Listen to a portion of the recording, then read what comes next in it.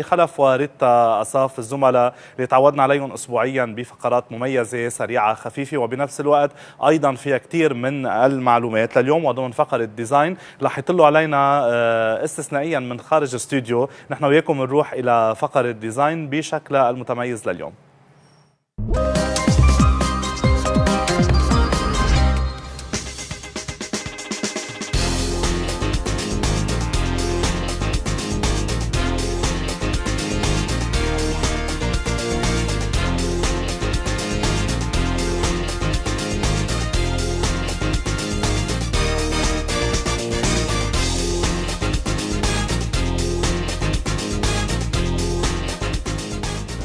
هاي شاد. هاي ريتا. اليوم حلقة سبيسيال اوت دور من القلبة للديزاين. مزبوط، لكن نحن كثير مبسوطين موجود بجامعة البلمند اللي هي جامعة القلبة، أكاديمية ليبانيز دي بوزار الموجودة بسن الفيل، عم بيستضيفوا أكيد مع تعاون موزي جلوف لأول مرة بلبنان عن الموزاييك تبع قبر حرام، واكيد نرجع بنشوف كل المعلومات اكيد ديتيلز بعد شوي. مثل ما شفنا هون يعني الجو كثير حلو، العالم كلها مجتمعة حول الثقافة الموجودة اكيد مع التعاون بين فرنسا ولبنان.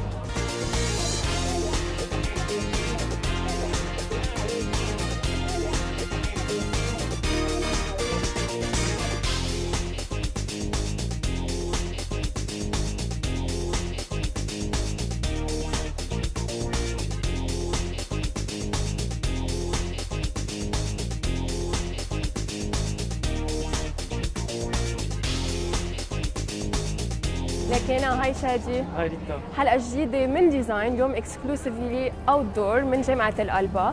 نحن رح نكون عم نشارك القلبة بهيدا الحدث المهم رح نكون عم ننقله على شاشة صباح لبنان، حدث مهم لأول مرة بيصير بلبنان، هو ان كولابوراسيون مع متحف اللوفر بفرنسا. هيدا أول مرة بتصير كولابوراسيون من هيدا النوع، يعني شراكة بين متحف اللوفر وبين مؤسسة لبنانية اللي هي جامعة القلبة وجامعة البلمند.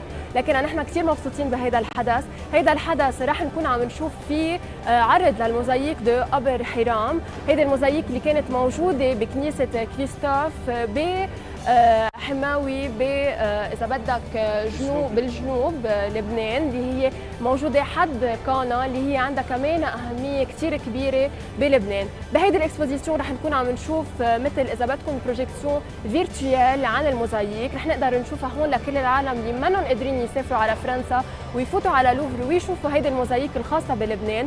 رح يتم اذا بدكم تجسيدها هون واعاده تكوينها بالقلبة.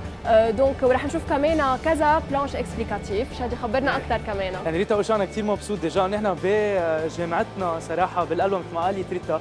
غير هيك كان الجو كثير حلو، كان العالم اللي قاعده، كان حتى الديجيتال سكرين اللي ورانا مع الموزاييك والموتيف اللي عم تقطع علينا اللي هي كثير كمان بتشدد على التكنولوجي والانتراكسيون بين العالم، لانه هي بالنهايه هول المتاحف الجديده هن هيك اذا بدك هالتكنيك تبعهم ليواكبوا اذا بدك لتكنولوجيا بالعصر هيدا. اما هلا مثل ما قالت ريتا، غير انه البلانش اكسبليكاتيف رح نشوفهم، وحتى الانترفيوز مع الكونفرنسي رح نحكيهم يلي هن اذا بدكم المشاركين بهيدي الاكسبوزيسيون الكبيره. في عندنا مدام سيسيل جيروار اللي هي مسؤوله الكونسيرفاسيون دو باتريمون ديبارتمون دي انتيكيتي غريك اتريسك اي رومان بالموزي دو لوفر جايه من باريس خاصه. اما مدام كمان ايفلين شانتريو اللي هي ديريكتريس دو لاتيلي دو ريستوراسيون دو موزاييك، هي موجوده بالموزي غالو رومان دو سان رومان، وهي اكيد هي موجوده، هي هيدا الموزي هو موجود بفيان، وهي موجوده بديبارتمون دو رون. اما بالاخير عندنا كمان انترفيو مع مسيو إلي أبي ناصير اللي هو اركيتكت وبروفيسور بجامعه القلبة، واكيد عندنا سبيشال توك مع دويان جامعه مسيو اندري بخازي. لكن اول انترفيو رح تكون معنا اليوم بالفقره هي مع الاستاذ إلي أبي ناصيف، مهندس معماري واستاذ جامعي بجامعه القلبة. اهلا وسهلا فيك. فيكي اهلا وسهلا. لكن بدنا اياك تخبرنا اكثر عن هيدا الايفنت اللي عم بيصير اول مره بلبنان، كيف حضرتوا له، شو كانت الاتابات توصلنا لهون؟ هو اول مره بيصير هذا الحدث مع متحف مثل متحف اللوفر بباريس الشهير، واول مره بيصير مع مؤسسه لبنانيه خاصه او عامه. صار لنا 3 سنين بنشتغل على الموضوع، واخيرا السنه الماضيه مضى كل الكونترايات والتعهدات تنسمح لنا نعرضهم وكله مجاني. الشغل اكيد بلش بايلول على كل البلانشات اللي شفتوهم برا والماكيتات وكل هدول تيكون على مستوى مهم يليق فينا ويليق بمتحف اللوفر كمان. مزبوط، لكن هي الموزاييك لها امبورتانس كثير كبيره. صحيح.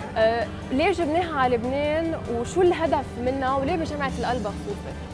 اول شيء ليش جبناها على لبنان؟ لانه هي انأخذت من لبنان، يعني هي انأخذت سنه 1860 اخذها ارنست رينو معه لما اجوا الفرنسويه بال 1860 على ايام نابليون 3 وعلى اساس ميسيون ديفينيسيو وعم بيلاقوا المواقع، وهي لفتت لهم نظرهم لانه لقيوها بالصدفه بمنطقه ابر حيرام يعني بحنواي حاليا جنوب شرق سور 8 كيلومتر، تبين انه كثير مهمه وكامله واخذت الى متحف اللوفر بباريس، ومن وقتها من 1890 هي معروضه هونيك وخضعت لعده ترميمات الى ان رممت بالتسعينات اخذت 10 سنين ترميم.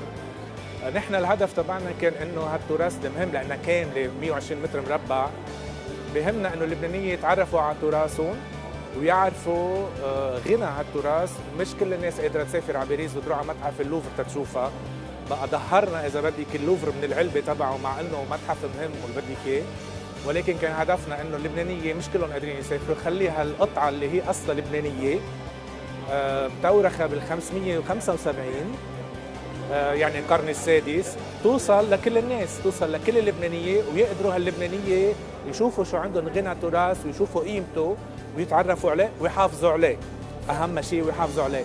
هلا ليه صارت بالقلبة؟ لانه بالقلبة نحن اصدرنا 4 كتب تختص بالتراث الديني بالمنطقه وخصوصا التراث المسيحي، وبناء على مشروع انعمل هو كنيسه خلدي اللي ما بقى موجوده نحن ذاكرينها بالدراسات، هن اتصلوا فينا ورادوا انه ندخل شو عندنا معلومات عن كنيسه خلدي على معلومات كنيسه ابر حرام هي سان كريستوف بالنهايه، ومن وقتها انفتح الحوار بيننا وبين انه طيب اوكي انتم بدكم تعرضوا بفرنسا عنا، ليش ما نحن بنرجع بنعرض عنا مقاطعه بالاساس لبنانيه، وهيك صار.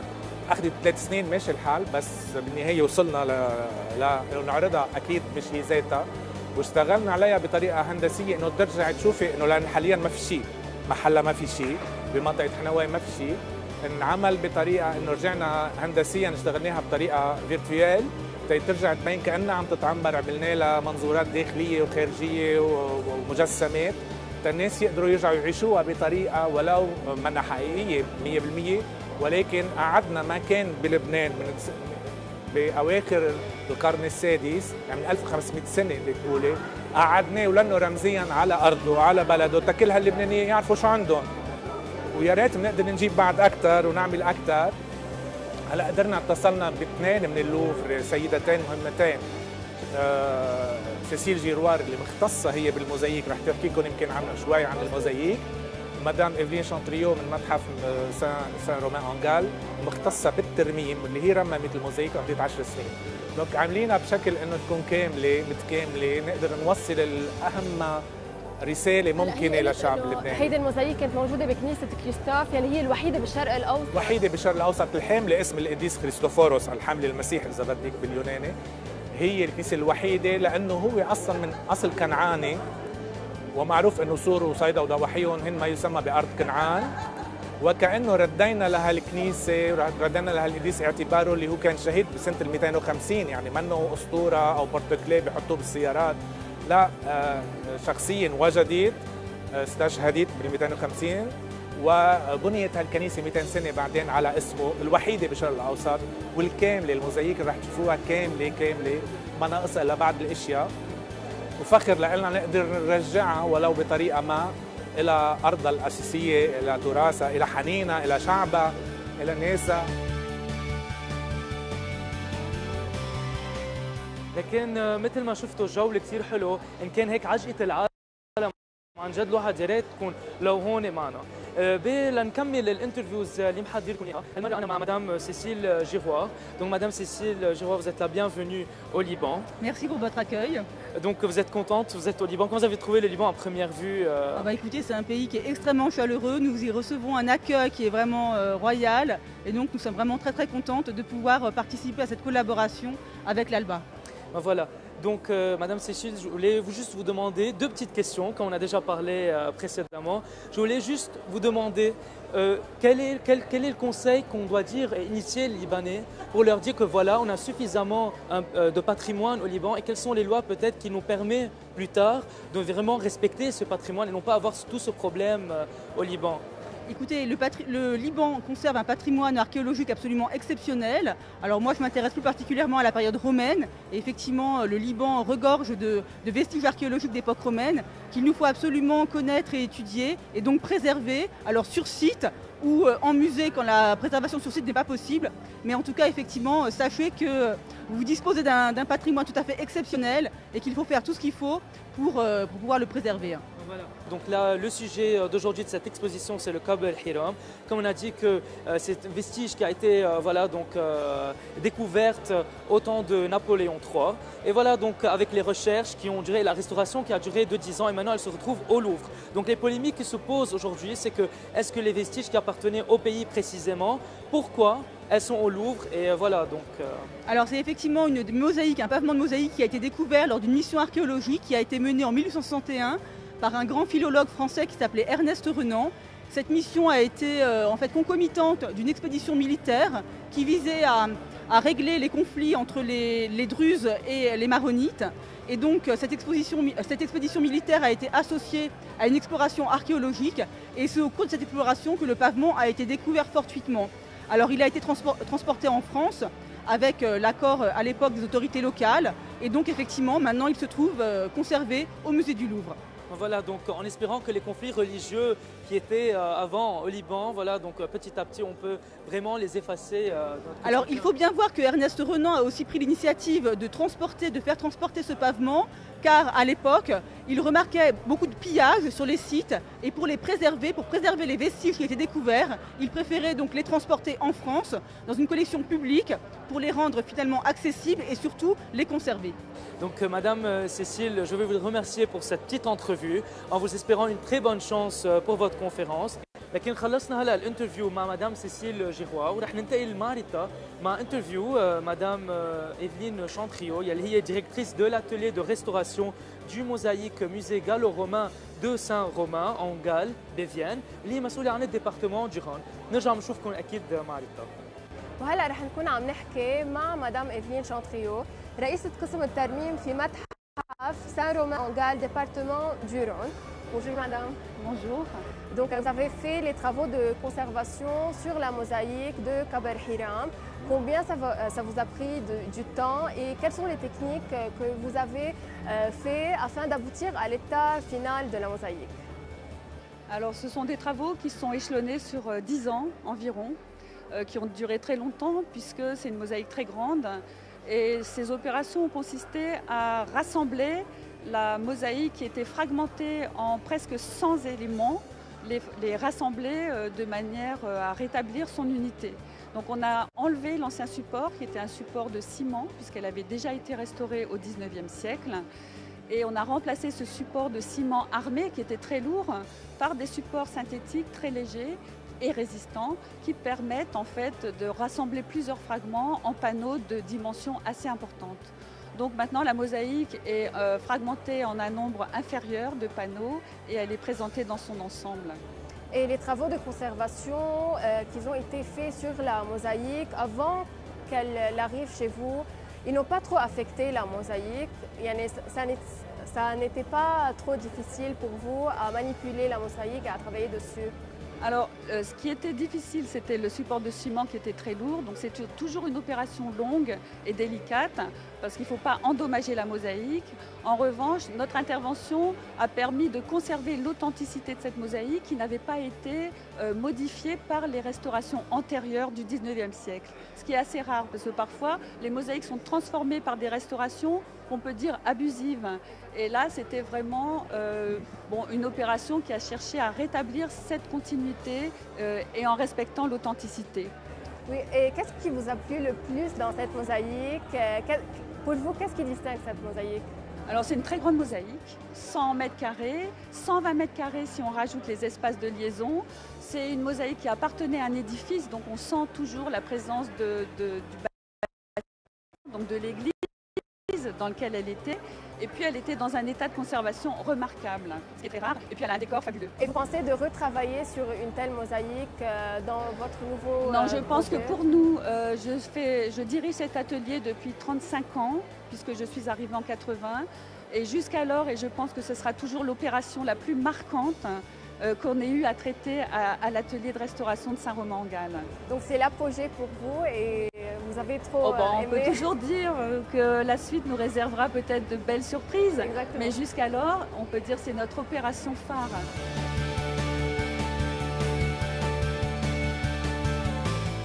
لكن وصلنا لاخر انترفيو معنا اياها مع عميد الاكاديميه اللبنانيه للفنون الجميله ألبا جامعه البلمند البروفيسور اندري بخازي. بونجور.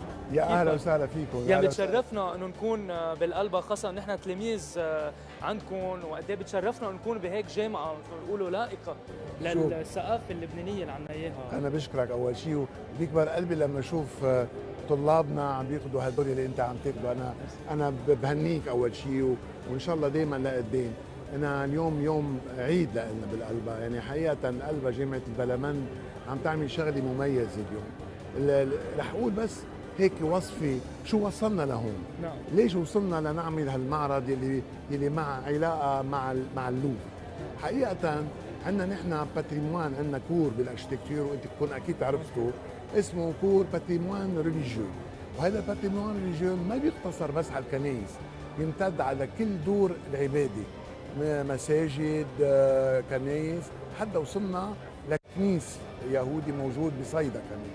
وطلابنا من الشمال للجنوب عملوا مسحوا الاركيولوجيك اللي عملوه، وطلعنا من اساسه 4 كتب حقيقه عن هالاعمال اللي صارت. نعم. توصف الاعمال وعطيناها بكتب.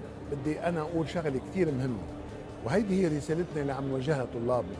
انا الطلاب عندنا كلهم معنيين بكل شيء اسمه تراث وعماره. لبنان بده يكونوا موجودين بقلبها. يعني دورهم ما بيرتكز بس بالجامعه. مزبوط. اكبر من الجامعه. طلعوا اكثر وامد من الجامعه، يعني طلابنا بالهندسه المعماريه مهتمين بكل شيء اسمه تراث معماري. طلابنا بالهندسه الداخليه عم بفوتوا على كل شيء اسمه هندسه معماريه داخليه لبنانيه.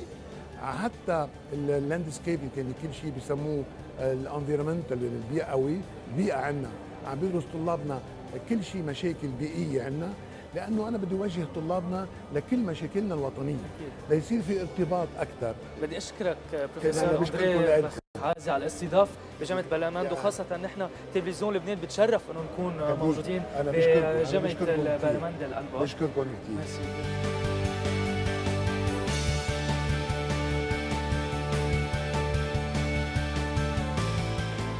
لكن هيك بتكون خلصت فقرة ديزاين. جينا هون نسوي ريبورتاج خاص من جامعة البلمند الأكاديمية اللبنانية للفنون الجميلة الألبا.